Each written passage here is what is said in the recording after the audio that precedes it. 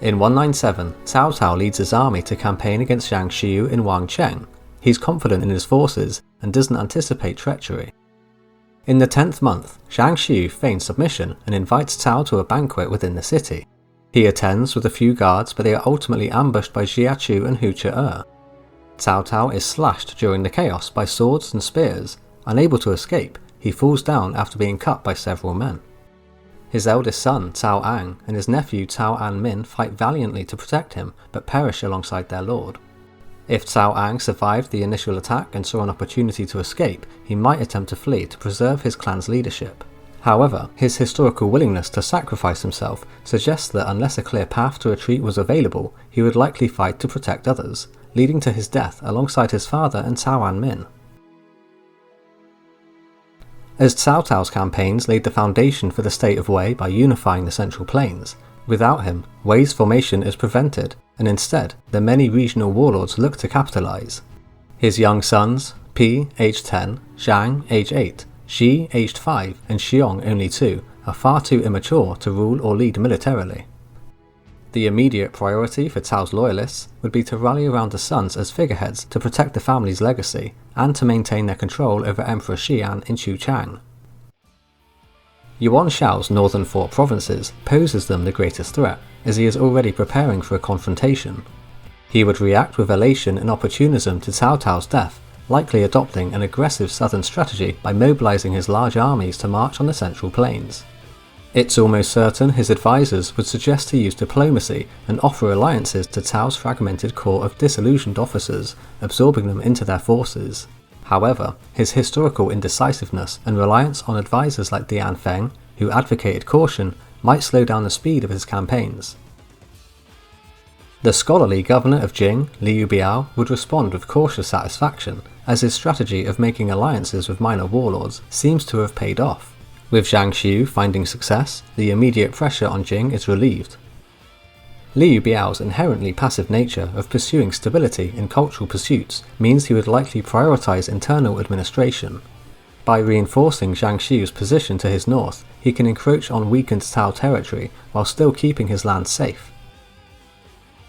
Having only just proclaimed himself an emperor, Yuan Shu reacts triumphantly to the news of Cao Cao's fate.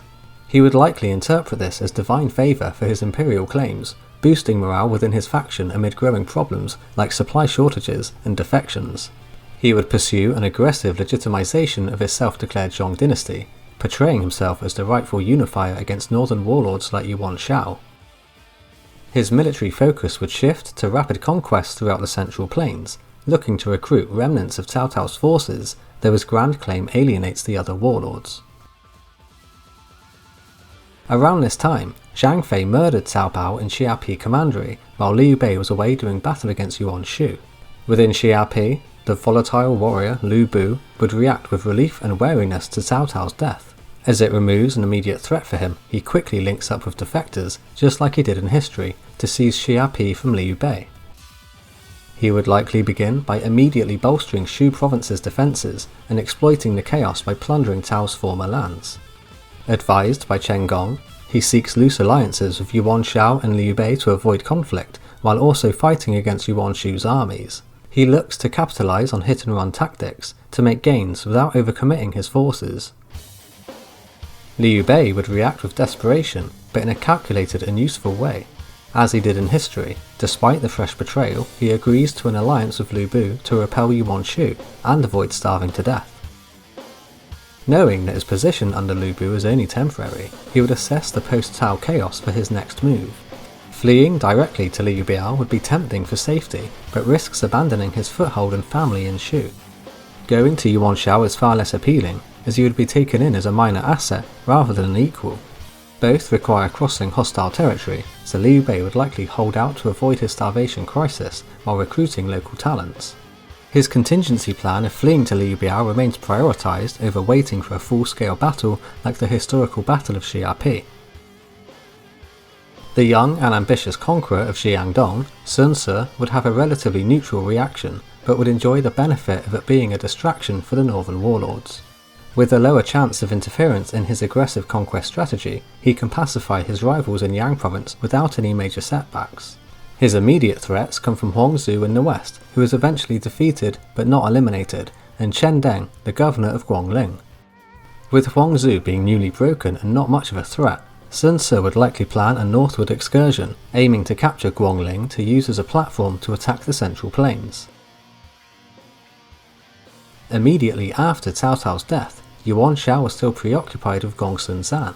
He expanded southward by early 199 by leveraging his massive armies for rapid conquests over parts of Yan and Yu provinces.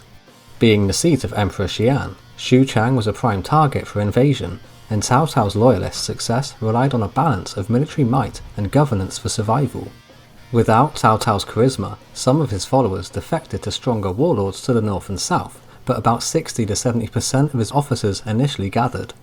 The core group rallying to Cao's children was family members, and those who saw the heirs as the best path to preserving their future. Shunye was effectively Cao Cao's right-hand man for political affairs, which made him a strong candidate to maintain the faction's legitimacy within the court.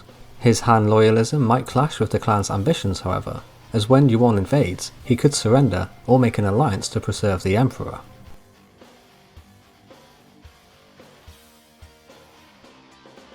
Noted for his bravery, but criticised for his occasional rashness, Xiahou was blindly loyal to Cao Cao. His experience, seniority and loyalty made him a natural choice for a probable successor. By relying on Shunye to manage the political sphere, he held the faction's military together and formed a dual leadership structure of military and civil with Shunye. With Shunye predicting 1 to 2 years until the invasion, Cao Hong gathered the generals.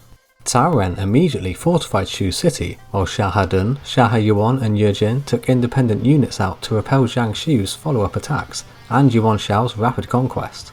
With as many victories as defeats, all the generals returned one by one, pushed back by Wen Shao and Yan Liang's overwhelming numbers. With the invasion going to plan, Yuan Shao gathered his troops at Yuanwu for a decisive battle, while Cao Hong, Cao Xiu and Cao Shun frontlined the bulk of their army at Guandu. Emboldened by Cao Cao's absence, Yuan Shu pursued his imperial ambitions by attacking Cao's vacant cities. His rapid northern expansions led to many towns and villages in Shu province being plundered, which alienated his potential allies, Liu Bei and Liu Bu. Furthermore, many local elites from Shu province are put off by Yuan Shu's rapid expansion and illegitimate claim to the throne. Sun Ce's victory over him in 199 exposed the Zhong dynasty's weakness, Yuan Shu's agriculturally deficient cities. With low morale and after numerous defections, Yuan Shu was ultimately defeated in 199 as in history. His faction collapsed quickly, and his remnants scattered mostly to Jing and Yong provinces, indirectly strengthening Liu Biao and Sun Quan by 208. Meanwhile, Sun Ce continued his southern conquests unhindered, and subjugated Yang province by 199, then went on to defeat Yuan Shu's remnants. The aggressive navy he had built up along the Yangtze was inherited by his younger brother Sun Quan after his death. Chuan shifted the military approach towards Liu Biao, while at the same time making alliances with Chen Deng and Yuan Shao. By the year 208, Sun Quan controls Wu with a robust naval force, and without any pressure from Cao Cao, it's slightly larger and more stable. He works together with Liu Bei and Liu Biao against the northern Yuan threat, but their relations are soured due to Sun Quan's past attacks into Jing. The Wu-Shu alliance is not as close as it was historically without a grand unifying conflict like the Battle of Red Cliffs, but nevertheless, they successfully counter the Yuan threat in the future. By mid-198, Liu Bu's inhospitality forced Liu Bei into an earlier flight to Liu Biao, securing Xinyi ahead of historical timelines. He focused on winning the hearts of the people and recruited the local talents Zhu Shu and Zhuge Liang. Guan Yu, Zhang Fei, Zhang Xiu and Hu Che skirmished against Yuan Shao's growing power in the Central Plains, and gradually expanded influence. By 205 to 207, Liu Bei had positioned himself as Liu Biao's de facto successor by marrying into the family and unifying Jing province's elites. After betraying Liu Bei in 198, Liu Bu went on raids into Yan province and resisted Yuan Shao's push. He clashed with Yuan Shu and helped defeat him by 199. He performed at his best with bravado during ambushes and quick cavalry charges, but chronic treachery led to his isolation. By 200, Yuan Shao laid siege to Xiapi and forced a surrender, in a similar fashion to Cao Cao's historical siege. Many warriors were taken in by the Yuans and integrated into the army, but Yuan Shao was wary of Liu Bei. By 208, he had been reassigned to the northern frontier. He experienced many frontier skirmishes against rebellious Donghu people under the Yuan banner. During the post-Liu Bei vacuum, Chen Deng prioritizes local stability to help Shu province throughout the chaos. Being historically anti-Liu Bei, he might have covertly undermined him or helped Liu Bei secure his escape. His strategy would emphasize diplomacy and espionage, especially with whoever controls Shu province. By the Chibi time frame of 208 to 209, Liu Bei controls northern and western Jing with a stronger, more consolidated force than in history. His alliance with Sun Quan against Yuan Shao sets up a Chibi-like confrontation, but with Liu Bei in a better position, potentially holding key cities like Xiangxia.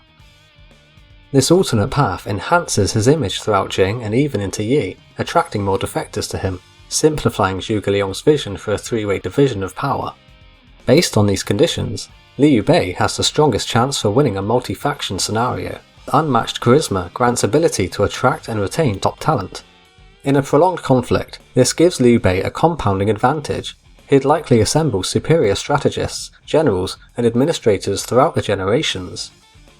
While Yuan Shao's military mobilization secured initial gains, his lax management hindered a sustained expansion. Sun Quan's ability would make him a formidable defender of Wu, potentially holding onto his base indefinitely through diplomacy.